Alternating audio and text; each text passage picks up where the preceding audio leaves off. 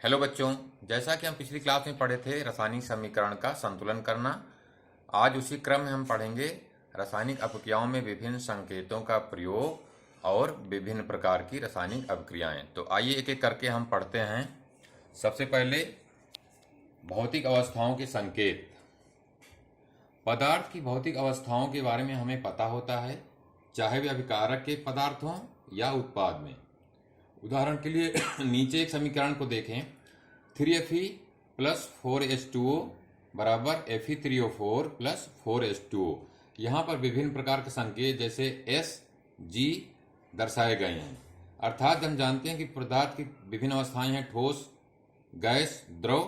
तो उनके संकेत जैसे ठोस को अंग्रेजी में सॉलिड बोलते हैं, इसलिए उसको हम S से निरूपित करते हैं। गैस को G से, और पदार्थ की तीसरी अवस्था द्रव, जिसको अंग्रेजी में लिक्विड बोलते हैं, तो उसको हम L से निरूपित करते हैं।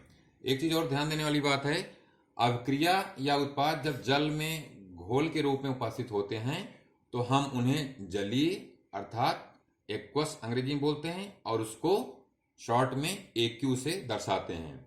इसके अलावा कुछ संकेतों को प्रयोग करते हैं। कभी कभी अभिक्रिया की परिस्थितियां जैसे ताप, दाब, उत्प्रेरक आदि को भी तीर के निशान या ऊपर से या नीचे दर्शाते हैं। मतलब रासायनिक अपक्रिया को पूरा करने के लिए ताप, दाब या उत्प्रेरक की आवश्यकता पड़ती है। फिर रासायनिक अपक्रिया के प्रकार के बारे में हम देखें। हम पढ़ चुके हैं कि किसी भी रासायनिक अपक्रिया में परमाणु दूसरे तत्व में नहीं बदलता और ना ही बाहर जाता है, बल्कि आपसी आबंध के टूटने एवं जुड़ने से नए पदार्थ का निर्माण होता है। इस आधार पर रासायनिक अपक्रिया 5 प्रकार की होती हैं: संयोजन अपक्रिया, वियोजन अपक्रिया, विस्थापन, द्विविस्थापन और उपचयन एवं अपचयन। अब उसके सबसे पहले अपक्रिया आती है संयोजन अपक्रिया। संयोजन का मतलब होता है कि जुड़ना।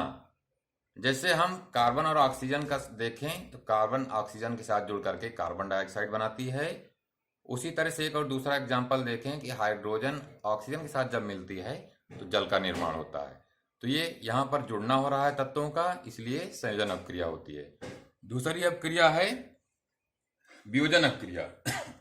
संयोजन का उल्टा वियोजन है। वियोजन का मतलब होता है टूटना। अर्थात जब कोई पदार्थ या यौगिक अपक्रिया में टूट करके 2 या 2 से अधिक उत्पाद में परिवर्तित हो जाता है तो ऐसी अपक्रिया वियोजन अपक्रिया कहलाती है। जैसे हम यहाँ देख रहे हैं कि फेरस सल्फेट को जब हम ऊष्मा देते हैं अर्थात उसको गर्म करते हैं तो फेरिक ऑक्साइड और सल्फर डाइऑक्साइड तथा सल्फर ट्राइऑक्साइड में टूट जा रहा है। यहाँ पर वियोजन अपक्रिया हो रही है क्योंकि एक यौगिक 2 या 2 से अधिक उत्पाद में परिवर्तित हो जा रहा है। उसके बाद तीसरी अपक्रिया है विस्थापन अपक्रिया। विस्थापन का मतलब होता है एक दूसरे को हटा के अपना स्थान घेरना।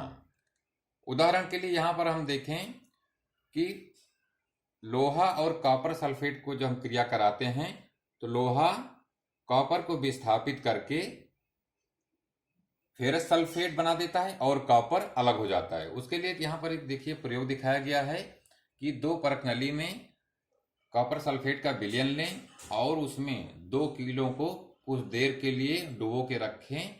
तब देखते हैं कि कील का भी रंग बदल गया और उसमें जो कॉपर सल्फेट का विलयन है उसका भी रंग बदल जा रहा है। इसका मतलब यहाँ पर आयरन जो है कॉपर को विस्थापित कर दे रहा है, अर्थात यहाँ पर विस्थापन अपक्रिया हो रही है।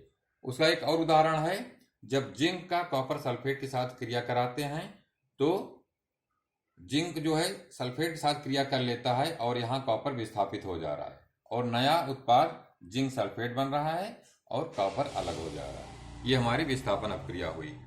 इसके बाद अगली अपक्रिया है द्विविस्थापन अपक्रिया।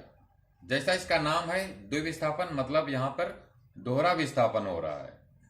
एक समीकरण के माध्यम से देखें, सोडियम सल्फेट का जब बेरियम क्लोराइड के साथ क्रिया करा रहे हैं तो हमारे उत्पाद बनते हैं बेरियम सल्फेट और सोडियम क्लोराइड।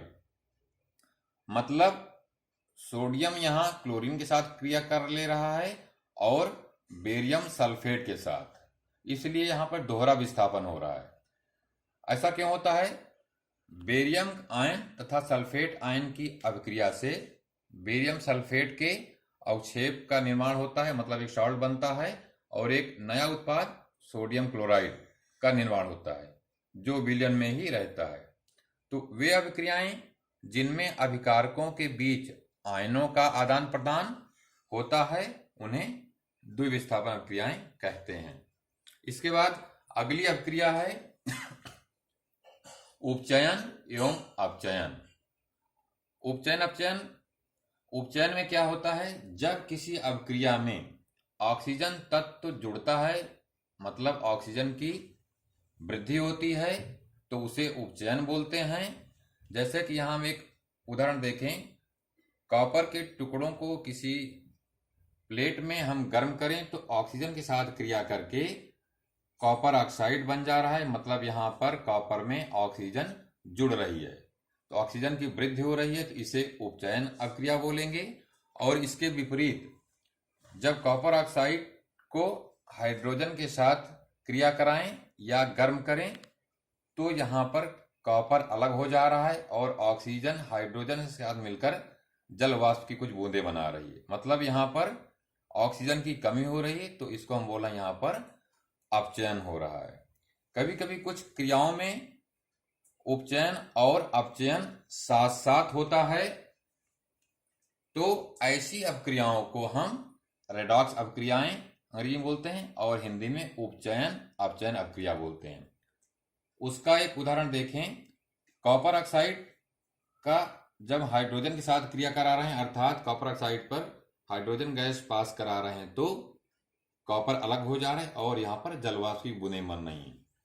यहाँ पर तीर से दिखाया गया है कि कॉपर ऑक्साइड में ऑक्सीजन निकल रही, मतलब ऑक्सीजन की कमी हो रही, तो इसका अपचयन हो रहा है, और हाइड्रोजन के साथ ऑक्सीजन जुड़ जा रही, मतलब इसमें ऑक्सीजन की वृद्धि हो रही है, तो इसका उपचयन हो रहा है। ऐसी अभिक्रिया का एक और उदाहरण हम देख सकते हैं, जैसे जिंक ऑक्साइड की कार्बन के साथ क्रिया कराएं तो यहाँ पर जिंक जो है अलग हो जा रहा है और कार्बन ऑक्सीजन के साथ मिलकर के कार्बन मोनोऑक्साइड गैस बना दे रही है, मतलब यहाँ पर जिंक में ऑक्सीजन की कमी हो रही, तो इसका जो है अपचयन हो रहा है, और यहाँ कार्बन के साथ ऑक्सीजन जुड़ रही तो कार्बन का उपचयन हो रहा है।